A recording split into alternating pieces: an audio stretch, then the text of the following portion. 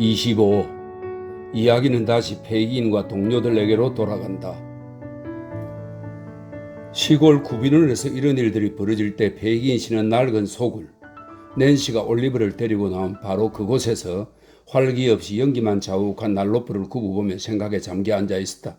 무릎 위에 풀무가 놓여 있었는데 보아하니 난로불을 좀 더 활활 피어오르게 지피려고 애쓰다가 그만 깊은 생각에 빠져들고 만 듯했다.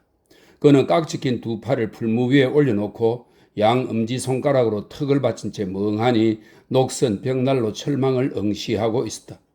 그의 등 뒤에 있는 탁자에서는 약삭빠른 꾀돌이와 찰리 베이츠군, 치틀링 씨가 앉아서 휘스트 카드 놀이에 열중하고 있었는데 꾀돌이는 베이츠군과 치틀링 씨를 상대로 혼자 두 사람 역할을 하는 중이었다. 셋 중 첫 번째로 금명한 신사의 얼굴은 언제나 독특한 총기를 띄었지만 놀이에 세밀하게 집중하고 치틀링 씨의 패를 주의 깊게 읽어내느라 더더욱 흥미로운 표정을 짓고 있었다. 이따금 적당한 기회가 생길 때마다 그는 가까이 앉은 치틀링 씨의 카드에 진지한 시선을 다양한 방식으로 던졌고 그렇게 관찰한 결과에 따라 자신의 수와 패를 현명하게 조정해 나갔다. 추운 날 밤이었으므로 꾀돌이는 모자를 썼는데 사실 그건 실내에서 그의 습관이기도 했다. 그는 또한 사기 담배 파이프를 이 사이에 물고 있었고 원기를 복돋기 위하여 탁자 위의 1쿼트들이 단지를 당겨 한 모금 들이키고 싶은 생각이 들 때만 파이프를 잠시 입에서 뺐다. 단지 안에는 이 회합의 편의를 도모하기 위해 물탄 지인이 가득 채워져 있었다. 베이츠군 역시 놀이에 열중했다. 하지만 그 유능한 친구보다 쉽게 흥분하는 성격인지라 좀 더 자주 물탄 지인을 찾는 모습을 보였고 게다가 이런저런 농담과 엉뚱한 잡담을 늘어놓는 일에 빠져들곤 했으니 이 모든 것은 삼판 승부의 과학적인 카드 놀이에는 대단히 어울리지 않았다. 실제로 꾀돌이는 둘 사이의 진한 우정관계를 토대로 두어 차례 기회를 잡아 이런 부적절한 행위에 대해 진지하게 다이르기도 했다. 하지만 베이츠군은 이 모든 충고를 지극히 유쾌하게 받아들였다. 그는 단지 친구에게 작살이나 나라느니 자루 속에 대가리를 쳐 박으라니 하고 권하거나 아니면 그 비슷한 종류의 다른 재치 있는 멋진 표현으로 대꾸할 뿐이었는 바 그 훌륭한 언어 구사력은 치틀링 씨의 마음속에 엄청난 감탄을 불러일으켰다. 그런데 주목할 만한 사실은 바로 이 치틀링 씨와 베이츠군 쪽이 어김없이 진다는 것. 그리고 그런 상황이 베이츠군을 화나게 하기는커녕 오히려 최고의 즐거움을 안겨주는 것처럼 보인다는 점이었는데 그게 어느 정도였는가 하면 한 판이 끝날 때마다 그는 굉장히 요란스럽게 웃어대면서 태어나 평생 이렇게 신나는 카드놀이는 정말 처음이라고 단언하는 것이었다. 5점짜리 두 짝이니 제일 크게 진 판이군. 치틀링 씨가 상당히 시무룩한 얼굴로 조끼 주머니에서 0.5 크라운짜리 은화를 꺼내면서 말했다. 잭, 자네 같은 친구는 정말 처음 보네. 깡그리다 이겨버리다니? 찰리와 난 좋은 패를 가졌을 때조차 아무 힘도 못 쓴다 말이야? 말의 내용 때문인지 아니면 구슬프게 던진 그 말투 때문인지 여하튼 찰리 베이츠는 이 말을 아주 재밌게 여기 큰 소리로 웃음보를 터뜨리고 말았고 그 바람에 유태인이 몽상에서 깨어나 무슨 일이냐고 묻기에 이르렀다. 무슨 일이냐고요? 백인? 찰리가 외쳤다. 우리 카드놀이를 봤어야 해요. 토미 치틀링이 1점도 못 땄어요. 내가 한편이 되어 꾀돌이와 2대1로 상대했는데도 말이에요. 그래? 유태인은 희죽 웃으며 말했는데 그가 그 이유를 렁이 짐작하고 있다는 사실을 충분히 드러내 보이는 미소였다. 다시 한번 해봐, 톰. 다시 한번. 고맙지만 더 이상은 안 하겠어요, 페이긴. 치틀링 씨는 대답했다. 이걸로 충분해요. 저기 저 꾀돌이는 오늘 너무나 패가 잘 풀려서 도저히 상대할 수가 없어요. 하하하. 유대인이 대답했다. 얘야, 넌 꾀돌이한테 이기려면 아침에 아주 일찍 일어나야만 할 거다. 아침 일찍이 뭐야? 찰리 베이츠가 말했다.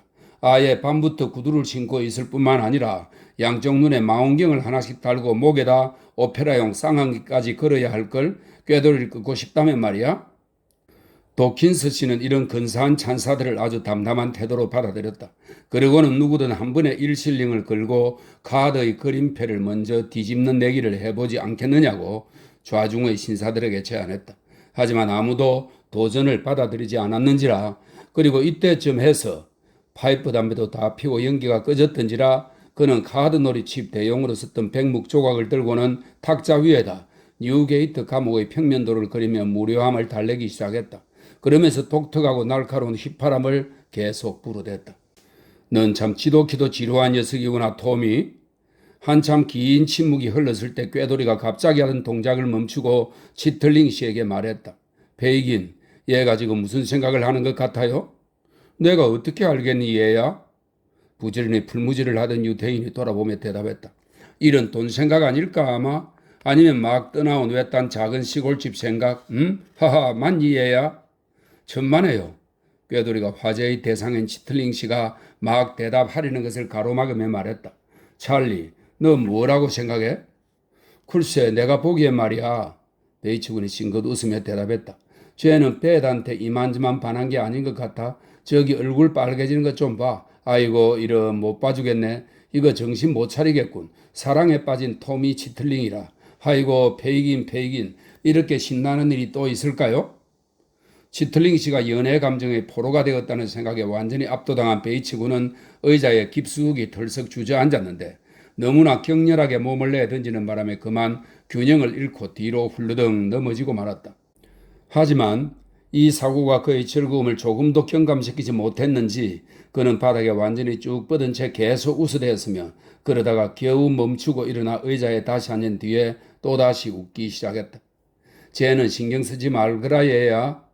유태인이 도킨스 씨한테 눈을 찡긋하고 풀무주둥이로 베이츠군을 나무라도 툭 치며 말했다. 뱃은 훌륭한 애야. 걔한테 공을 잘 들여봐라. 톰 잘해보라고. 내가 하고 싶은 말은 뭐냐면요, 베이긴. 치틀링 씨가 얼굴이 아주 새빨개져서 말했다. 그게 여기 있는 아무하고도 상관이 없는 일이라는 거예요? 그렇고 말고, 유대인이 대답했다. 찰리는 어뢰 찌끄러대는 애잖아. 쟨 신경 쓰지 말거라 얘야. 쟨 신경 쓰지 마. 뱃은 훌륭한 애다. 걔가 시키는 대로만 하거라, 톰. 그러면 넌 성공할 거다. 그래서 난 늘 걔가 시키는 대로 다 하고 있어요. 치틀링 씨가 대답했다. 내가 빵간에 간 것도 다 걔 충고를 따른 거였다고요? 하지만 그건 당신한테도 잘 된 일이었지요. 페이긴 안 그래요? 게다가 6주 정도 사는 건 아무것도 아니잖아요. 언젠가는 반드시 닥칠 일이고 그러니 별로 나돌아다니고 싶지 않을 때인 겨울에 당하는 게 좋잖아요. 안 그래요, 페이긴? 물론이지 얘야. 유태인이 대답했다. 또 그런 일이 생겨도 넌 상관없겠지, 톰. 그렇지? 꾀돌이가 찰리와 유태인에게 눈을 찡긋하며 물었다. 뱀만 괜찮다며 말이야? 그래, 상관없어. 없다고. 톰은 화가 난 어조로 대답했다. 자, 이제 보라고. 이렇게까지 말할 수 있는 사람 있으면 어디 한번 나와봐. 페이긴? 그럼 아무도 없지 얘야. 유태인이 대답했다. 한 놈도 없고 말고. 톰, 내가 아는 녀석들 중에 그렇게 할 애는 너밖에 없단다. 너밖에 없고 말고 얘야.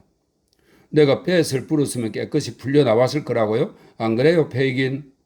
불쌍한 얼간이 반편이나 화가 난 채 말을 계속했다. 한마디만 하면 그렇게 될 수 있었다고요. 안 그래요, 페이긴? 물론이지 얘야. 페이긴이 대답했다. 하지만 난 한마디도 불지 않았어요. 안 그래요, 페이긴? 톰은 굉장히 수다스럽게 질문을 연달아 퍼부으며 물었다. 그래, 맞아. 그렇고 말고. 유대인이 대답했다. 넌 너무나 담대해서 그러질 않았지. 정말 굉장히 담대했단다 얘야. 그래요? 아마 그랬을 거예요? 톰은 주위를 둘러보며 대꾸했다. 그런데 내가 그렇다는 것에 웃을 일이 뭐가 있지요, 페이긴? 유태인은 치틀링 씨가 상당히 성이 났다는 것을 알고는 서둘러서 아무도 웃고 있지 않음을 그에게 확인시켜 주었다. 그러곤 좌중의 진지한 태도를 입증해 보이기 위해 이 일의 주범인 베이츠 군에게 그렇지 않느냐고 물었다. 그러나 불행히도 찰리는 평생 이보다 더 심각한 적이 없었다는 대답을 하려고 입을 여는 순간 그만 웃음보를 억누르지 못하고 아주 격렬한 웃음을 요란하게 터뜨리고 말았으니 모욕을 당한 치틀링 씨는 어떠한 예비 절차도 없이 곧장 방을 가로질러 달려가 가해자를 향해 한 방 날렸다. 하지만 베이츠 군은 추격을 피하는데 워낙 능숙했던지라 머리를 획 숙여 주먹을 피했는데 그 시점이 너무나 절묘해서 주먹은 유쾌한 노 신사의 가슴팍에 꽂히고 말았다. 노 신사는 비틀비틀 벽으로 물러나며 숨이 막혀 허걱거렸고 그러는 동안 치틀링 씨는 몹시 경악한 얼굴로 바라보았다. 가만 멈춰봐. 꾀돌이가 그 순간 소리쳤다. 딸랑이 울리는 소리가 나서 그는 촛불을 집어들고 위층으로 살금살금 올라갔다. 나머지 사람들이 어둠 속에서 기다리는 동안 좀 짜증스럽게 울려대는 종소리가 다시 들렸다. 잠시 후에 꾀돌이가 다시 나타나서는 폐익인에게 수상스러운 듯이 속삭였다. 뭐라고? 유태인이 소리쳤다. 혼자라고? 꾀돌이는 그렇다고 고개를 끄덕였다. 그러곤 손으로 촛불을 가린 채 찰리 베이츠에게 무언급으로 이번만에 장난치지 않는 게 좋을 거라는 엄밀한 경고를 보냈다. 이 우정 어린 행위를 수행하고 난 꾀돌이는 유태인의 얼굴을 빤히 바라보며 지시를 기다렸다. 유태인 노인은 누런 손가락을 묻어뜯으며 몇 초 동안 생각에 잠겼다. 그러는 동안 그의 얼굴은 무언가를 두려워하고 최악의 소식을 들을까 걱정하는 듯 크게 동요하며 실룩거렸다. 그는 지금 어디 있냐? 꾀돌이는 위층을 가리키고 그리로 올라가려는 듯한 동작을 취해 보였다. 그래. 유태인이 무언의 질문에 대답하여 말했다. 이리 데려와. 쉿. 찰리 조용히. 톰 살며시. 가만히 나가. 찰리 베이츠와 방금 전까지 그의 적수였던 톰 치틀링에게 내려진 이 짤막한 지시는 소리 없이 즉각 이행되었다. 꾀돌이가 촛불을 들고 거친 작업복 차림의 사내와 함께 다시 계단을 내려왔을 때 그들은 어디로 갔는지 아무 소리도 나지 않았다. 사내는 방안을 재빨리 휙 둘러보고 나서 얼굴 아랫부분을 가린 커다란 보자기 같은 것을 벗었다. 드러난 얼굴은 바로 세수도 면도도 안 하고 무척 수척해진 몰골을 한 수완 좋은 토비 크래킷이었다. 안녕하시오, 폐익인 영감. 이 훌륭하신 작자는 유대인에게 고개를 끄덕여 보이며 말했다. 내 쇼를 털모자 안에다 쑤셔 넣어라, 꾀돌이. 나중에 자리를 뜰 때 쉽게 찾을 수 있게 말이야. 그래, 잘했다. 넌 저 교활한 영감보다 더 나은 훌륭한 젊은 강도가 될 거다. 이렇게 말하며 그는 작업복 자락을 걷어올려 허리에다 두르고는 의자를 난로가로 끌어당겨 앉은 뒤 두 다리를 난로 시렁 위에 얹었다. 이걸 좀 봐요, 폐익인 영감. 그는 서글픈 어조로 자신의 긴 부츠를 가리키며 말했다. 구두약 한 방울 못 바른 게 언제부터인지 모르겠어. 정말이지 구두약 거품 한 방울도 못 발랐어. 한데 그런 식으로 날 쳐다보지 말아요, 영감. 곧 전부 말해줄 테니까. 사업 이야기를 하기 전에 먼저 뭘 좀 마시고 먹어야겠어. 그러니 먹을 걸 좀 내놓으시오. 사흘 만에 처음으로 배 좀 한번 차분히 채워보게 말이오. 유태인은 먹을 것을 되는 대로 찾아서 탁자에 갖다 주라고 꾀돌이에게 손짓으로 지시했다. 그리고 집털이 강도의 반대편에 앉아서 그가 말할 여유를 찾기를 기다렸다. 겉으로 판단하건대 토비는 서둘러 대화를 개시할 생각이 전혀 없는 듯했다. 유태인은 처음에 인내심 있게 안색을 살피는 것으로 만족하며 그가 가져온 소식에 대한 무슨 단서라도 잡으려고 했지만 헛일이었다. 토비는 피곤하고 지쳐 보였으나 얼굴은 평소와 똑같이 만족스럽고 편안한 기색이었다. 더러워진 얼굴에 특수염과 구레나룻이 수북이 자랐지만 그 사이로 수완 좋은 토비 크래킷의 자기만족적인 능글능글한 미소는 여전히 조금도 약해지지 않은 채 빛나고 있었다. 그러자 유태인은 조바심으로 고통스러워하며 토비가 입에 넣는 음식을 한 입 지켜보았고 그러는 동안 억누를 수 없는 흥분에 사로잡혀 방안을 왔다 갔다 했다. 모든 것이 다 소용없었다. 토비는 지극히 무관심한 표정으로 계속해서 먹어댈 뿐이었다. 마침내 더 이상 먹지 못할 지경에 이른 그는 비로소 꾀돌이에게 방에서 나가라고 명령하더니 문을 닫은 뒤에 물탄 독주를 한 잔 만들고는 말할 태세를 갖추었다. 우선 무엇보다도 말이여 폐익인, 토비가 말했다. 그래. 유대인이 의자를 끌어당기며 중간에 끼어들어 말했다. 크래킷은 말을 멈추고 물탄 독주를 한 모금 마신 뒤 지인이 아주 훌륭하다고 단언했다. 그런 다음 두 다리를 낮은 벽난로 선반에 얹어 부츠를 눈높이까지 들어올리고 조용히 말을 다시 이었다. 우선 무엇보다도 말이여 폐익인, 강도가 말했다. 비일은 잘 있어? 뭐라고? 유태인이 의자에서 벌떡 일어나며 날카롭게 외쳤다. 아니 설마 그럼? 토비가 얼굴이 창백해지면서 말했다. 설마라니? 유태인은 경도한 듯이 발을 바닥에 쾅 구르며 소리쳤다. 걔네들 어디 있냐? 사익스와 그 아이 말이야. 어디 있냐고. 어디에 가 있는 거야? 지금 어디 숨어 있는 거지? 왜 이리로 안 온 거냐고? 집털이는 실패했어. 토비가 힘없이 말했다. 그건 나도 알아. 유태인은 주머니에서 신문을 획 꺼내 그걸 가리키며 대답했다. 그래서 어찌 된 거야? 놈들이 쏜 총에 애가 맞았어. 우린 애를 사이에 끼고는 집 뒤쪽 들판으로 튀었어. 울타리와 도랑을 지나 손살같이 곧장 내달렸어. 놈들이 추격을 해왔어. 젠장. 온 마을 사람들이 깨어났고 개들이 우리를 뒤쫓았어. 아이는? 빌이 먼저 그 애를 등에 업고 바람처럼 내달았어. 그러다 멈춰서 나와 함께 애를 양쪽으로 끼었는데 애는 머리가 축 늘어지고 몸이 차갑게 식어 있었어. 놈들이 우리 뒤를 바짝 따라붙었고 교수대행이 안 되려면 각자 알아서 튀어라 하는 판국이었어. 우린 꼬매기 녀석을 도랑에 내버려 둔 채 찢어져서 달아났어. 그 애가 살았든 죽었든 내가 아는 건 그게 전부요. 유태인은 더 이상 이야기를 듣지 않고 크게 비명을 지르더니 머리카락을 두 손으로 쥐어뜯으며 방에서 뛰쳐나가 집 밖으로 달려나갔다. 26장 수상한 인물이 한 사람 등장한다. 그리고 이 이야기와 떼어놓을 수 없는 여러 가지 일들이 일어난다. 유태인 영감은 길모퉁이에 다다랐어야 비로소 톱이 크래키지 전한 소식의 충격에서 깨어나기 시작했다. 그는 평소에 보지 못하던 빠른 걸음을 조금도 늦추지 않은 채 여전히 난폭하고 정신나간 태도로 계속 걸었다. 그러다 마차 한 대가 갑자기 돌진하듯 지나치는 것을 본 행인들이 위험하다고 요란스럽게 소리치는 바람에 펄쩍 인도로 물러섰다. 그는 가능한 한 큰 길은 모두 피하고 골목길과 셋길만 골라 살그머니 지나갔고 마침내 선호 고개에 이르렀다. 여기서 한층 걸음을 재촉한 그는 지체 없이 곧장 나아가 다시 어느 뒷골목으로 접어들었는데 그곳에 이르자 마침내 자기 본성에 어울리는 구역에 들어왔다 싶었는지 평소의 질질 끄는 걸음으로 되돌아갔고 숨도 좀 더 편하게 쉬는 듯 했다. 선호 고개와 홀번 고개가 만나는 지점 근처 시내 중심지에서 나오다 보면 오른편에 새푸른 고개로 통하는 좁고 음산한 뒷골목이 하나 있다. 이곳의 불길한 가게들에는 갖가지 크기와 무늬의 중고 비단 손수건들이 커다란 다발을 이룬 채 판매용으로 걸려 있었는데 그것은 바로 여기가 소매치기들한테서 손수건을 사들이는 장사치들의 거주지역이었기 때문이다.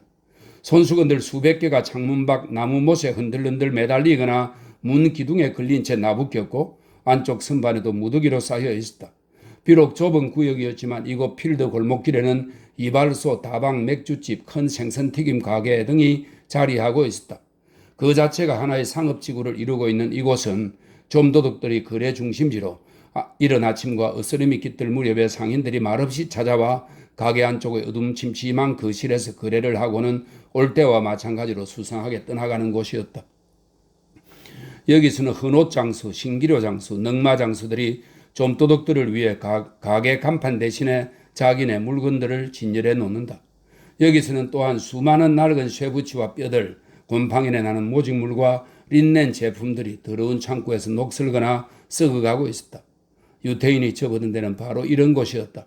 그는 이 골목길의 혈색 나쁜 주민들에게 잘 알려진 존재였으니 물건을 사거나 팔 손님을 기다리며 내다보던 사람들은 그가 지나갈 때 친근하게 고개를 끄덕여 보였다. 유태인은 인사에 똑같이 답례를 했으나 그 이상 친밀하게 아는 척하지 않고 골목 맨 끝까지 계속 나아갔다. 거기서 걸음을 멈추고 체구가 작은 한 장사꾼에게 말을 건넸다. 그자는 가게 앞에서 자그마한 어린이용 의자에다 몸을 최대한 쑤셔 넣고는 파이프 담배를 피우고 있었다. 아이고 페이긴 씨, 이렇게 당신을 보다니 눈병이 다 났겠소? 이 존경스러운 상인은 유태인의 안부 인사에 답하며 말했다. 동네 분위기가 좀 수상했었잖아, 라이벌리. 베이기는 눈썹을 축혀 세우고 두 손으로 어깨를 감싸며 말했다. 글쎄, 나도 그런 불평을 한두 번 듣긴 했지요. 장사꾼이 대답했다. 하지만 금세 다시 가라앉으니까요. 안 그래요? 베이기는 그렇다는 뜻으로 고개를 끄덕였다. 그는 새푸른 고개 쪽을 가리키면서 오늘 밤 거기에 누가 왔냐고 물었다. 절름발이 주막에 말이요? 사내가 물었다. 유태인이 고개를 끄덕였다. 어디 봅시다. 상인이 생각을 더듬으며 말을 계속했다. 그래요. 대여섯 명쯤 내가 아는 사람들이 거기 가 있어요. 당신 친구는 없는 것 같은데요? 사익스도 없겠지? 유태인은 실망한 기색으로 물었다. 변호사들 용어로 하면 현장 부재가 되겠습니다. 작은 사내가 고개를 가로젓고 아주 교활한 표정을 지으며 대답했다. 뭐 내가 거래하는 물건 좀 가져온 거 없습니까? 오늘 밤? 오늘 밤은 아무것도 없네. 유태인은 돌아서서 떠나가며 말했다. 절름발이 주막에 올라가는 겁니까? 베이긴? 작은 사내가 뒤에서 소리쳤다. 잠깐 기다려요. 같이 가서 한잔하는 거 어때요? 하지만 유태인은 뒤돌아보며 손을 흔들어 혼자 가고 싶다는 뜻을 표시했다. 게다가 작은 사내는 의자에서 쉽사리 몸을 빼낼 수 없었으므로 절름발이 주막의 간판은 당분간 라이벌리 씨를 아련할 좋은 기회를 박탈당하고 말았다. 라이벌리 씨가 두 다리를 딛고 일어섰을 즈음에는 유태인은 이미 사라져 보이지 않았으니 라이벌리시는 발끝으로 서서 혹시 그가 보이지 않나 하고 헛되이 찾아본 뒤 다시 자그마한 의자에 몸을 쑤셔 넣었다. 그리고 건너편 가게의 주인 여자와 의심과 불신이 명백히 섞인 고개를 가로젓는 인사를 한 차례 교환하고 나서 엄숙한 태도로 파이프 담배를 다시 피우기 시작했다. 3명의 절름발이 또는 그냥 절름발이라는 간판으로 단골 손님들에게 친숙하게 알려진 이 공공업소는 예전에 사익스 씨와 그의 개가 등장한 바 있는 바로 그 주막이었다. 베이기는 카운터에 있는 사람에게 손짓만 한번 해 보인 뒤 곧장 위층으로 걸어 올라가더니 방문을 여고 살며시 안으로 미끄러져 들어가 누군가를 특별히 찾기라도 하는 듯 손으로 눈 위를 가리고 걱정스레 주위를 둘러보았다. 방에는 2개의 가스등이 비추고 있었다. 눈부실 정도로 불빛이 밝았지만 빗장을 지른 덧창과 단단히 여맨 빛바랜 붉은색 커튼에 막혀 밖에서는 보이지 않았다.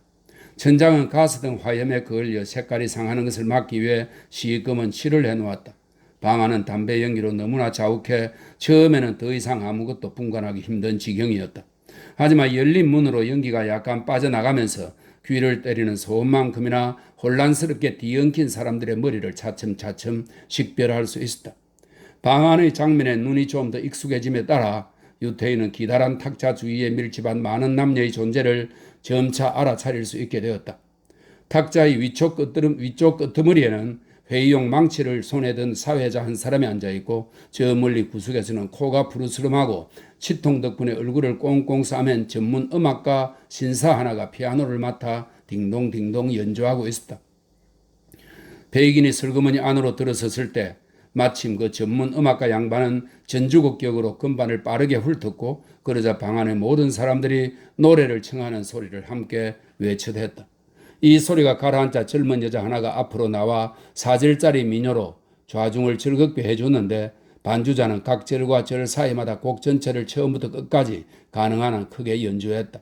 노래가 끝나자 사회자가 감상을 이야기했고 그런 다음 사회자의 양옆에 앉은 다른 전문 음악가 신사들이 이중창을 자청하고 나와 커다란 박수를 받으며 노래를 불렀다. 이 집단 가운데서 두드러지게 눈에 띄는 몇몇 사람의 얼굴을 살펴보는 것은 흥미로운 일이었다. 우선 이 주막의 주인인 사회자가 있었는데 거칠고 쌍스럽고 덩치가 큰 사내로 노래가 계속되는 동안 누나를 이리저리 굴려댔다. 그는 즐거운 분위기에 푹 빠진 것처럼 보이면서도 아주 날카로운 귀와 눈으로 주변에서 일어나는 모든 일을 빠짐없이 살피고 또 사람들이 하는 말을 빠짐없이 들었다. 그의 곁에는 이중창을 부른 가수들이 있었다. 그들은 전문가답게 좌중의 찬사를 대수롭지 않게 받아들이는 한편 좀 더 열렬한 찬미자들이 요란스레 건네는 12잔의 물탄 독주를 돌아가며 열심히 받아 마셨다. 이 찬미자들의 얼굴에는 그의 모든 종류의 악덕이 그의 모든 단계에 걸쳐 표현되어 있어서 그 극명한 혐오스러움이 바라보는 이의 시선을 거부할 수 없이 끌어당겼다. 모든 단계의 교활함과 흉포함, 술 중독이 가장 강력한 양상으로 거기에 드러나 있었다. 이 밖에 여자들이 있었는데 몇몇은 마지막 남은 젊은 나이의 신선함을 간직했지만 그마저 바라보는 바로 그 순간 사라질 듯 했고 다른 여자들은 여성스러움이나 그 흔적을 완전히 상실한 채 방탕과 죄악의 역겨운 황폐함만을 드러내 보이고 있었다. 겨우 소녀에 불과하거나 이제 막 아가씨가 된 여자들로 아무도 한창 때를 넘기지 않은 이 여자들은 그 끔찍한 광경 가운데서도 가장 엄울하고 슬픈 부분을 이루었다. 이런 장면이 벌어지는 동안 페이기는 아무런 심각한 감정 동요 없이 한 사람 한 사람의 얼굴을 유심히 살펴보았다. 하지만 그가 찾는 얼굴은 보이지 않는 것 같았다. 마침내 사회를 보는 사내와 눈이 마주치는 데 성공했을 때 그는 손짓으로 살짝 신호를 보낸 뒤 들어올 때와 마찬가지로 가만히 방에서 나왔다. 뭘 도와드릴까요, 페이긴 씨? 정계참에서 페이긴을 따라 나온 사내가 물었다. 우리와 합석해서 놀지 않으시겠소? 모두들 반가워할 텐데 말이요. 유태인은 초조한 듯이 고개를 가로저으며 속삭이는 소리로 말했다. 그 친구 여기 있나? 없소이다. 사내가 대답했다. 바니한테도 아무 소식 없고? 페이긴이 물었다. 없어요. 절름발이 주막의 주인이 설명입니다. 사내는 바로 그였던 것이다. 절름발이 주막의 주인이 대답했다. 그는 완전히 안전해질 때까지 꼼짝도 하지 않을 거요. 틀림없이 놈들은 지금 거기서 냄새를 맡고 쫓는 중일 거요. 그러니 까딱 움직였다간 적각 걸려들 게 뻔하오. 반이 그 친구는 지금 분명 잘 있을 거요. 안 그럼 내가 소식을 들었을 테니까 말이요. 장담컨대 반이 그 친구는 제대로 잘하고 있어요. 그냥 내버려 둬도 될 거요. 그 친구가 오늘 밤 여기 올까? 유태인이 아까처럼 그 친구라는 단어에 힘을 주며 물었다. 멍커스 말이요? 주막 주인이 머뭇거리며 물었다. 쉿! 유태인이 말했다. 그러네. 틀림없소. 사내가 바지시계 주머니에서 금시계를 꺼내며 대답했다. 사실 나타날 시간이 이미 지났어. 10분만 기다리면 틀림 아닐세 아냐? 유태인은 황급히 말했는데 문제의 인물을 만나고 싶은 마음이 아무리 간절하다고 해도 일단은 그가 없는 것을 다행으로 여기는 듯한 모습이었다. 내가 이리로 만나러 왔다고 오늘 밤 꼭 날 찾아오라고 전해주게. 아니야, 내일 오라고 말해주게. 지금 여기 없으니 내일이 여유 있고 좋겠어. 알겠소. 사내가 말했다. 그 밖에는 또 없소? 없네. 유태인은 청계를 내려가며 말했다. 그런데 말이오. 사내가 청계 난간너머로 바라보며 쉰 목소리로 속삭이듯 말했다. 지금처럼 한 놈 넘겨버리기 딱 좋을 땐 정말 없을 거요. 지금 필바크가 여기 와 있는데 완전히 취해서 꼬맹이라도 쉽게 잡아갈 수 있을 정도요. 그래. 하지만 필바크는 아직 때가 안 되었네. 유태인이 올려다보며 말했다. 지금 처치해버리기엔 그 친구가 할 일이 아직 좀 더 남았네. 그러니 이보게 자넨 그냥 자리로 돌아가서 녀석들한테 즐거운 인생 신나게 잘 보내라고 말하게. 목숨이 붙어있는 동안에 말이야. 하하하. 주막 주인의 유태인의 웃음에 화답하여 함께 웃었다. 그리고 손님들에게로 돌아갔다. 유태인은 혼자 남자마자 이전의 걱정과 근심 어린 표정으로 돌아갔다. 그는 잠시 생각에 잠겼다가 상마차를 불러 타고는 마부에게 배선을 그린 쪽으로 가자고 했다. 그는 사익스시의 거주지로부터 400m 정도 떨어진 곳에서 마차를 보낸 뒤 남은 짧은 거리를 몸소 걸어서 갔다. 자, 유태인은 문을 두드리면서 중얼거렸다. 뭔가 꼼수를 부리는 거라면 내 너한테서 그걸 알아채고 말 테다. 이 아가씨야. 너가 아무리 교활하다고 해도 말이야. 문을 연 여자가 그녀는 자기 방에 있다고 말했다. 베이기는 기어가듯 가만히 위층으로 올라가 아무런 기척이나 노크도 없이 방으로 쑥 들어갔다. 여자는 머리카락이 온통 헝클어진 채 탁자에 머리를 대고 혼자 엎드려 있었다. 술을 마시는 중이었군. 유태인은 냉담하게 생각했다. 아니면 그저 비참한 기분에 젖어 있는 것인지도 모르고. 이런 생각을 하며 유태인은 돌아서서 방문을 닫았는데 그 소리에 여자가 깨어났다. 그녀는 무슨 소식이 없는지 묻고 토비 크래키스 이야기를 전하는 베이긴의 말에 귀를 기울이며 베이긴의 교활한 얼굴을 주의 깊게 살폈다. 베이긴의 말이 끝나자 그녀는 아무 말도 없이 종전과 같은 자세로 다시 쓰러져 버렸다. 짜증스럽게 촛불을 밀치고 열에 들뜬 듯 자세를 바꾸며 한두 번 바닥에 발을 끌었을 뿐 그 외엔 아무 움직임이 없었다. 침묵이 흐르는 동안 유태인은 초조하게 방안을 둘러보았는데 사익스가 은밀히 돌아온 흔적이 없는지 확인이라도 하려는 것 같았다. 조사 결과에 만족한 듯한 표정을 지으며 그는 두세 번 기침을 하면서 대화를 시작해 보려고 했다. 하지만 여자는 그가 돌로 된 사람이기라도 한양 아무런 주의도 기울이지 않았다. 마침내 그는 또 다른 시도를 했는 바 두 손을 마주 비비며 한껏 비위를 맞추는 어조로 말했다. 그런데 말이다 얘야, 비일이 지금 어디에 있는 것 같니? 여자는 잘 알아들을 수 없게 신음하듯 내뱉는 소리로 잘 모르겠다고 대답했는데 숨죽여 흐느끼는 소리가 새어나오는 것을 보건대 울고 있는 것 같았다. 그리고 그 애도 있잖니. 유태인이 그녀의 얼굴을 잘 살펴보려고 눈을 바짝 치켜뜨고 말했다. 불쌍한 어린 꼬맹이 도랑에 버려지다니. 낸시야, 생각만 해도 참. 그 애 말이에요. 여자가 갑자기 올려다보며 말했다. 우리와 함께 있는 것보다 거기 그렇게 버려지는 게 나아요. 비일이 해를 입지만 않는다면 난 걔가 차라리 도랑에 쓰러져 죽기를. 그래서 어린 뼈가 거기서 그대로 썩어버리기를 바라는 마음이라고요? 아니 뭐? 유태인이 크게 놀라며 소리쳤다. 그래요, 난 그렇다고요. 여자는 노려보는 그의 시선을 똑바로 맞받으며 대꾸했다. 난 걔가 더 이상 내 눈앞에 나타나지 않으면, 그래서 최악의 상황이 끝나버렸다는 것을 알면 기쁘겠어요. 난 걔가 내 주위에 있는 걸 견딜 수가 없어요. 그 애를 보면 내 자신과 당신네들 모두에게 반항하게 된단 말이에요. 유태인이 비웃으며 말했다. 얘가 취했군. 내가 취했다고요? 여자가 신랄한 어조로 말했다. 하기야 내가 안 취한 꼴로 있으면 가만히 있을 당신이 아니지. 당신 뜻대로 한다면 당신은 절대로 날 안 취하게 놔두지 않을 걸 지금만 빼고 말이야. 내 농담이 귀에 좀 거슬리실 걸 안 그래요? 그래. 유태인이 사납게 성내며 대꾸했다. 거슬린다. 안 거슬리게 해보시지 그럼. 여자가 소리내 웃으며 대답했다. 바꾸라고. 유태인은 저녁 내내 안달이 났던 데다 여자가 예기치 않게 심통을 부리자 한없이 화가 치밀어 올라서 큰 소리를 쳤다. 좋아, 바꿔주자. 그럼 잘 들어 이 환양년아. 난 단 6마디 말로 사엑스를 확실히 목매달 수 있는 사람이야. 그 자식이 데리고 다니는 황소 눈깔의 목을 지금 이 순간 손가락으로 꽉 움켜쥔 거나 마찬가지로 말이야. 만약 사엑스 그 녀석이 아이를 놓아둔 채 혼자만 돌아온다면, 또는 녀석이 안 잡히고 돌아왔지만 죽었든 살았든 그 애를 나한테 돌려줄 수 없다면 넌 녀석을 너 손으로 직접 죽여버리는 게 좋을 거다. 녀석을 교수대에 보내고 싶지 않다면 말이야. 녀석이 이 방에 발을 들여놓는 순간에 그러는 게 좋을 거다. 안 그랬다간 내 분명히 말하는데 너무 늦고 말 거다. 무슨 소리죠 이게 다? 여자가 자신도 모르게 소리쳤다. 무슨 소리냐고? 배이기는 분노로 미친 듯이 흥분하며 말을 계속했다. 그 애 나한테 수백 파운드의 값어치가 있는 아이란 말이야. 그 금을 안전하게 벌 수 있는 기회가 운 좋게 손 안에 굴러왔건만 내가 입 한번 뻥긋하면 목숨이 날아갈 주정뱅이 강도놈들의 변덕 때문에 그걸 놓쳐야만 하겠느냐 이 말이야. 게다가 타고난 악마 같은 놈한테 묶인 신세까지 되어야 하느냐 이 말이야. 힘 있는 그 악마 놈은 마음만 먹으면 충분히 나를 유태인 영감은 숨이 차 헐떡거리면서 적당한 단어를 찾느라 더듬거렸다. 그러더니 순식간에 분노의 경류를 억누르고 완전히 태도가 돌변했다.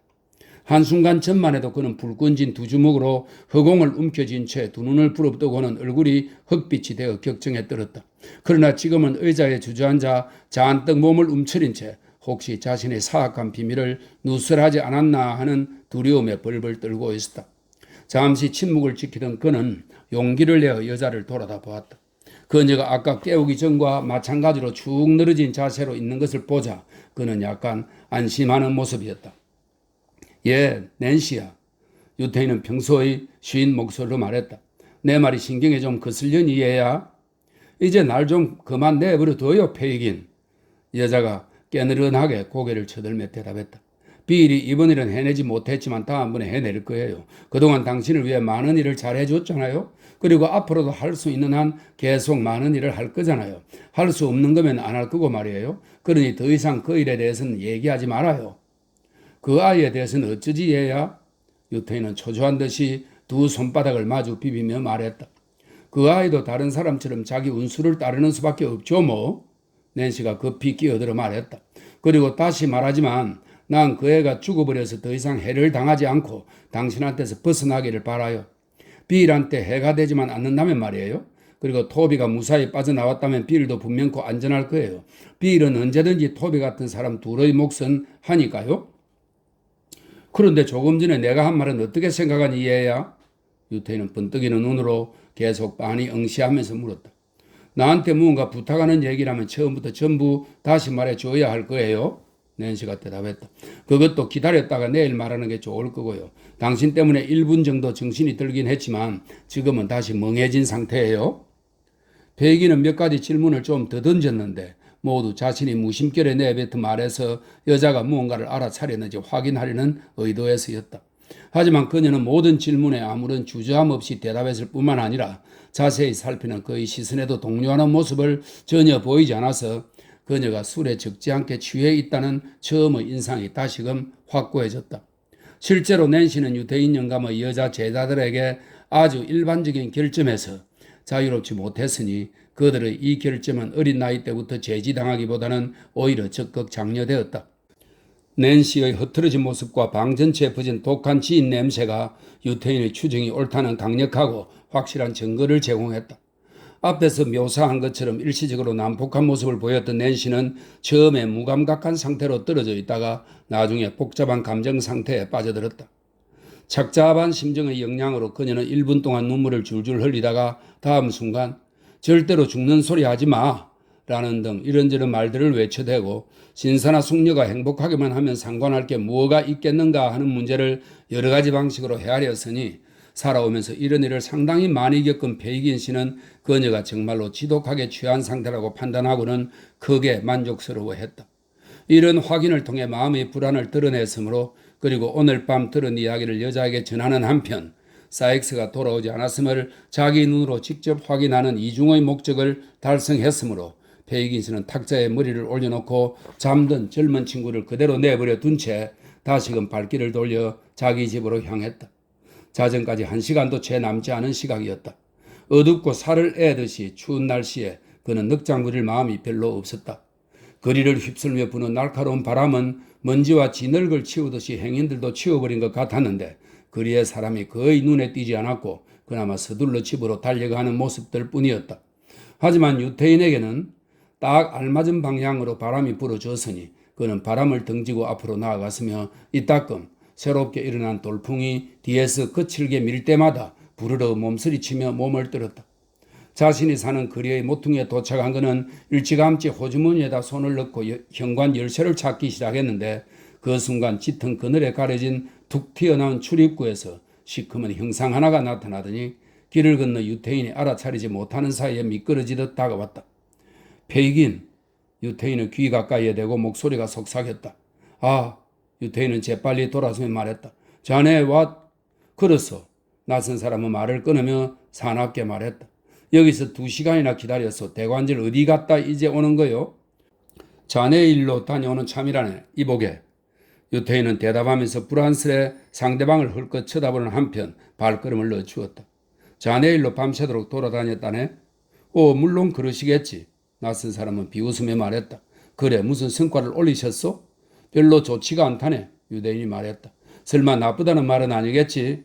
낯선 사람은 갑자기 걸음을 멈추고 놀란 표정으로 상대방을 바라보며 말했다. 유태인이 고개를 가로저으며 대답을 하려는데 낯선 사람이 말을 막으며 그들이 막 다다른 유태인의 집을 몸짓으로 가리켰다. 그리고는 할 말이 있으면 들어가서 엄밀히 하는 게 좋겠다며 너무 오랫동안 밖에서 서성거려 피가 얼어붙고 바람이 뼛속을 뚫고 지나가는 것 같다고 덧붙였다. 페이기는 할 수만 있다면 기꺼이 핑계를 대고 부적절한 그 시각에 손님을 집에 들이고 싶지 않은 표정이었다. 실제로 그는 집에 불도 전혀 피워놓지 않았다는 등 뭐라고 중얼중얼거렸다. 하지만 상대방이 단호한 태도로 다시 한번 요청하자 결국 현관문을 열고는 등불을 가져올 동안 문이나 가만히 잘 닫아달라고 말했다. 무덤처럼 완전히 깜깜하군. 사내가 더듬더듬 앞으로 몇 걸음 내디디며 말했다. 빨리 서두르시오. 문을 닫으라니까? 페이긴이 복도 끝에서 속삭였다. 그가 말하는 순간 문이 쾅 하고 큰 소리를 내며 닫혔다. 내가 닫은 게 아니오. 사내가 더듬더듬 나아가며 말했다. 바람이 불어서 그랬던지 아님 혼자 저절로 닫혔던지 둘 중 하나요. 어서 불이나 빨리 가져가시오. 잘못하면 빌어먹을 이 굴속 같은 곳 어딘가에 부딪혀 대갈통이 박살나고 말겠소. 페이기는 살금살금 부엌 계단을 내려갔다. 그는 잠시 사라졌다가 촛불을 들고 돌아와서는 토비 크리켓이 아래층 뒷방에서 자고 애들은 앞방에 있다고 전했다. 그리고는 사내에게 따라오라고 손짓한 뒤 위층으로 안내하며 올라갔다. 자, 이보게. 할 말이 있으면 여기서 몇 마디 나누세. 유태인이 2층의 방문 하나를 열어젖히면서 말했다. 그런데 덧창에 여기저기 구멍이 난 데다 우린 이웃에게 불빛을 보여주는 법이 절대 없으니 촛불은 계단에다 놓아두세. 자. 이렇게 말하면서 유태인은 몸을 굽혀 방문 바로 맞은편 위쪽 계단에다 촛불을 내려놓았다. 그리고는 방으로 앞장서서 들어갔는데 부서진 안락의자 하나와 커버도 없이 문 뒤에 놓인 소파인지 침상인지 모를 낡은 물건 말고는 가구라고 할 게 아무것도 없는 방이었다. 낯선 사람과 소파처럼 생긴 가구에 지친 기색으로 털썩 주저앉았고 유태인은 안락의자를 맞은편에다 끌어놓은 뒤 그와 얼굴을 마주보고 앉았다. 방 안은 완전히 어둡지는 않았다. 문을 약간 열어놓아 바깥의 불꽃이 반대편 벽에 희미하게 비쳤기 때문이다. 그들은 속삭이는 소리로 얼마 동안 대화를 나누었다. 띄엄띄엄 어쩌다 들리는 말 몇 마디 외에는 아무것도 확실히 알아들을 수 없는 대화였지만 혹시라도 듣는 사람이 있었다면 무언가 추궁하는 낯선 사람의 말에 페이긴이 변명을 한다는 것을, 낯선 사람이 상당히 격앙되었다는 것을 쉽게 알아차렸을 것이다. 그렇게 이야기를 나눈 지 15분가량 되었을까? 멍커스, 설명이 있습니다. 대화를 하는 동안 유태인은 낯선 사내를 여러 차례 이 이름을 불렀다. 멍커스가 언성을 약간 높이며 말했다. 다시 말하지만 그건 잘못된 계획이었어. 다른 애들과 함께 여기에 데리고 있으면서 지지랑 급쟁이 소매치기로 곧장 만들어버리면 될 걸 왜 그런 거요? 말로야 뭘 못하겠어? 유태인이 어깨를 으쓱해 보이며 외쳤다. 아니 그럼 당신이 그렇게 하려고 해서도 못했을 일이었다는 거요? 멍크스가 모질게 다그쳤다.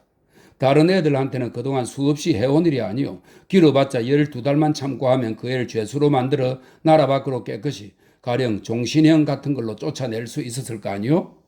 그렇게 해서 이익을 얻을 사람은 누구겠는가 이보게? 유태인이 겸손한 태도로 물었다. 물론 나겠지. 하지만 나는 아닐세. 유태인이 공손하게 말했다. 그 아이 나한테도 쓸모가 있을 수 있는 애였네. 거래에는 양쪽 당사자가 있는 법이고 그 경우 둘의 이해관계를 모두 고려해야 하는 게 지극히 타당한 일 아닌가 안 그런가 이 친구야? 그래서 어땠다는 거요? 멍커스가 물었다. 난 그 애를 소매치기로 훈련시키기가 쉽지 않았다는 것을 알았네. 유태인이 대답했다. 그 애는 똑같은 상황에 있는 다른 애들과 달랐네. 그놈이 그렇다니까 빌어먹을. 사내가 중얼거리며 말했다. 안 그랬으면 벌써 오래전에 도둑놈이 됐을 텐데. 난 그 애를 타락시킬 만한 확실한 구실을 잡지 못했네. 유태인이 동료의 안색을 불안스레 살피면서 말을 계속했다. 아직 손을 더럽히지 않은 애였거든. 꼼짝 못하게 협박할 거리가 그 애한테 없었다고. 그런 게 먼저 있어야 일이 되지. 안 그랬다간 헛수고만 하지. 그러니 뭘 할 수 있었겠나. 꾀돌이와 찰리하고 함께 내보내라고. 이보게. 처음에 그렇게 했다가 얼마나 낭패를 받는지 아나? 난 우리 모두 끝장나는 줄 알고 벌벌 떨었네.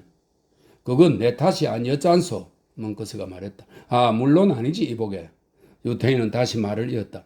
난 지금 그걸 문제 삼는 게 아니네. 왜냐면 만약 그 일이 없었다면 그 애가 우연히 자네 눈에 띄어 자네가 그 애를 주목하게 되고 그 결과 자네가 찾던 애가 바로 그 애라는 걸 발견하는 일이 결코 일어나지 않았을 테니까 말이야. 자 이보게. 내가 자네를 위해서 여자애를 시켜 그 애를 다시 찾아오지 않았는가. 그런데 그년이 글쎄 그 애 편을 들기 시작하는 거야. 그런 년은 목졸라 없애버리시오. 멍커스가 견딜 수 없다는 듯이 말했다. 글쎄 우린 아직 그럴 만한 여유는 없다네. 이보게. 유태인이 미소를 지으며 말했다. 게다가 그런 식의 일처리는 우리 방식이 아니네. 안 그랬음 나도 언제든 기꺼이 그렇게 하도록 했을 거네. 난 이 여자애들이 어떤지 잘 안다네. 멍커스. 그 애가 나쁜 물이 들기 시작만 하면 그녀는 즉시 걔를 나무 토막이라도 대하듯 무관심하게 대할 거네. 자넨 그 애를 도둑으로 만들고 싶다고 했지. 만약 애가 살아있다면 이번에는 분명 그렇게 할 수 있을 거네. 그리고 만약에 유태인은 상대에게 좀 더 가까이 다가가며 말했다. 그럴 가능성은 분명 없다고 하겠네만 그래도 상황이 최악으로 이어져서 만약에 그 애가 죽었다면 그럴 경우 그건 내 책임이 절대 아니오. 낯선 사내가 유태인의 말을 끊고 겁에 질린 표정으로 말했다. 그러면서 떨리는 두 손으로 유태인의 팔을 콱 움켜쥐었다. 명심하시오 페이긴. 난 그 일과는 전혀 상관없어. 뭘 해도 좋지만 녀석을 죽이지만은 말라고 난 처음부터 당신한테 분명히 말했어. 난 피를 흘리고 싶지 않아. 그건 결국 발각되기 마련이고 또 끊임없이 사람을 따라다니며 괴롭힌단 말이오. 만약 그 녀석이 총에 맞아 죽었다면 그건 내 탓이 아니오. 알겠어? 이놈의 빌어먹을 지옥 같은 속을. 저건 뭐야? 뭐냐니?